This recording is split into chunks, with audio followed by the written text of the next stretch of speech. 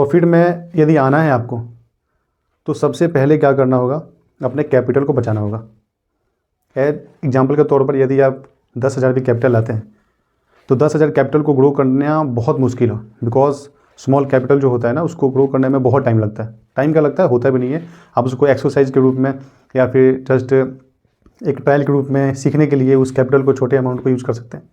But यदि आप सोचेंगे कि उसको एक बड़े लेवल पर लेकर जाना है, उस अमाउंट को ज़्यादा ग्रो करना है, 1,00,000, 2,00,000, 5,00,000, तो होता है। इसके लिए आपको बहुत टाइम देना पड़ेगा और बहुत सी चीज़ों और रूल्स को फॉलो करने पड़ेंगे। सबसे पहला जो मैं आप लोगों के सामने बात बताऊंगा, तो सबसे पहला थिंग्स है, सबसे पहला वो ये है कि जब आप एक छोटा अमाउंट या बड़ा अमाउंट कैपिटल लेकर आते हो तो सबसे पहला है उसको सिक्योर करना, उसको सुरक्षित रखना कैपिटल को। आपका कैपिटल यदि सुरक्षित रहेगा तो आप लंबे समय तक उसको लेकर जाओगे और सर्वाइव कर पाओगे। तो कैपिटल को सुरक्षित रखने के लिए जो सबसे पहला थिंग है वो है स्टॉप लॉस। तो आप लोगों को हमेशा एक स्टॉप लॉस लगा कर रखना पड़ेगा सिस्टम में, और एक पर्टिकुलर एक जो टारगेट फिक्स करते हो तो स्टॉप लॉस टारगेट दोनों होना चाहिए। और छोटा लॉस हो रहा है, ठीक है, अब स्टॉप लॉस हिट हो गया, मार्केट को रिस्पेक्ट कीजिए और तुरंत वहाँ से बाहर निकलिए। ये मैं अपना एक्सपीरियंस बता रहा हूँ, ये मार्केट में 2, 2.5, 3 साल का जो मेरा एक्सपीरियंस है आप लोगों का शेयर कर रहा हूँ भाई। तो इसको प्लीज़ इसको एक्सेप्ट कीजिएगा इस चीज़ को। हर बंदा, हर कोई नहीं बताता ये सब, ऐसा इन्फॉर्मेशन कोई नहीं देता है। तो आप लोगों को स्टॉप लॉस पर खास करके ध्यान देना होगा, छोटे लॉस में निकलना होगा।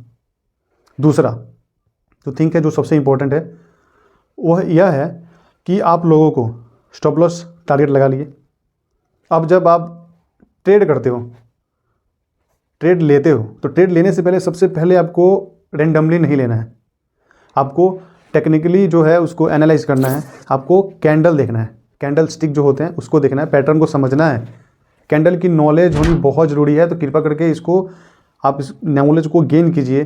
आपको ये नॉलेज यूट्यूब पर या फिर और भी बहुत से प्लेटफॉर्म है जहाँ पर आप इसको गेन कर सकते हो। बुक्स होते हैं, आप पढ़िए, हैमर, इन्वर्टेड हैमर क्या होता है, मारूबुजो क्या होता है। तो ये सब बहुत ही, इससे क्या होता है कि प्राइस एक्शन का हमें पता लगता है, और जो मार्केट में फ्लक्चुएशन होता है, मार्केट में कहाँ सेलर्स आ रहे हैं, कहाँ बायर्स आ रहे हैं, इसका हमें पता लगता है। कोई भी कैंडल फॉर्मेट होने से पहले ये सप्लाई और डिमांड पर डिपेंड करता है, तभी कैंडल फॉर्मेट होता है। तो आप लोगों की इसकी जानकारी होनी चाहिए, देन आप अपना जो ऑर्डर एग्जीक्यूट कीजिएगा। तीसरा जो सबसे अहम जो रोल होता है इसके अंदर, वो होता है साइकोलॉजी। जब आप ट्रेड को एग्जीक्यूट कर देते हैं, यानी कि जब ट्रेड को आप बाय कर लेते हैं, देन आपके अंदर घबराहट होने लगता है, यानी कि आपका साइकोलॉजी भंग होने लगता है। और साइकोलॉजी भंग आपका नहीं, हर इंसान का, हर बड़े ट्रेडर का होता है। तो साइकोलॉजी भंग होने का मतलब ये है कि जब आप ट्रेड लेते हो और आपका उसमें लॉस होना स्टार्ट होता है, आपको लॉस दिखता है स्क्रीन पे, तो आपके अंदर घबराहट होता है। इस घबराहट को कम करने का रामबाण और सबसे बेस्ट जो तरीका है वो स्टॉप लॉस ही है। छोटा स्टॉप लॉस, बड़ा टारगेट। तो आप देखोगे 1 मिनट ट्रेड करने के बाद कि और बड़ा प्रॉफिट में हो। तो सो प्लीज़ आप पूरा कोशिश कीजिएगा, ठीक है। साइकोलॉजी बिल्ड जरूर कीजिए और स्टॉप लॉस तक अपने रुके रहिए। मार्केट का रुख है, कहीं भी मुड़ सकता है, आपके फेवर में भी आ सकता है, ऐसा नहीं है। तो स्टॉप लॉस लेकर निकल जाइएगा, ठीक है। तो साइकोलॉजी का होना बहुत ज़रूरी है, साइकोलॉजी भंग कभी नहीं करना है। बने रहिए ट्रेड में, कोई दिक्कत नहीं है।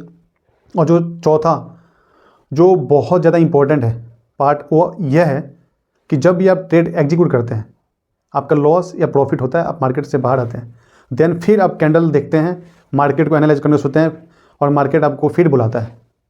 और जब आप दोबारा ट्रेड लेते हैं तो आप लॉस में चल जाते हैं या प्रॉफिट में चल जाते हैं। यदि लॉस में जाते हैं तो साइकोलॉजी भंग होता है, फिर आप एक ट्रेड लेते हैं जिसको बोला जाता है ओवर ट्रेडिंग।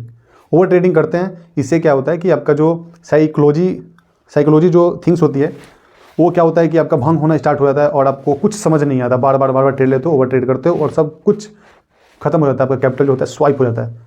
तो कैपिटल को बचाना बहुत ज़रूरी है। कैपिटल को बचाओगे तो ज़्यादा टाइम में सर्वाइव कर पाओगे तो प्रॉफिट बनेगा, कैपिटल ग्रो करेगा। तो ये चीज़ कोई नहीं बताएगा आप लोगों को, कुछ नहीं। और कोई चीज़ इसमें इंपॉर्टेंट नहीं होता शेयर मार्केट में।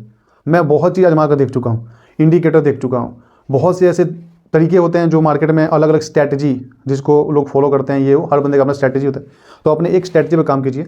दुनिया की कोई भी स्ट्रैटेजी हो, जब तक आप जो मैं 4 चीज़ें बताया, ये 4 चीज़ आपका यदि सही नहीं है तो दुनिया का कितना बड़ा ट्रेडर हो, कितना भी एक्सपीरियंस वाला, यदि आपको अपना स्ट्रैटेजी भी दे देगा वो, फ्री में, तो अभी आप प्रॉफिट नहीं ले सकते हो। इसलिए जो मैं आप लोगों को 4 चीज़ बताया ये बहुत इंपॉर्टेंट है, इसको अपने दिमाग में फिट कर लीजिएगा, तो आप एक अच्छे ट्रेडर बन सकते हैं। मेरा ये एक्सपीरियंस है, क्योंकि मैं ऐसा मेरे साथ हुआ है, मार्केट में बहुत से पैसे लॉस किया हूँ मैं, बहुत पैसे बनाए भी हूँ।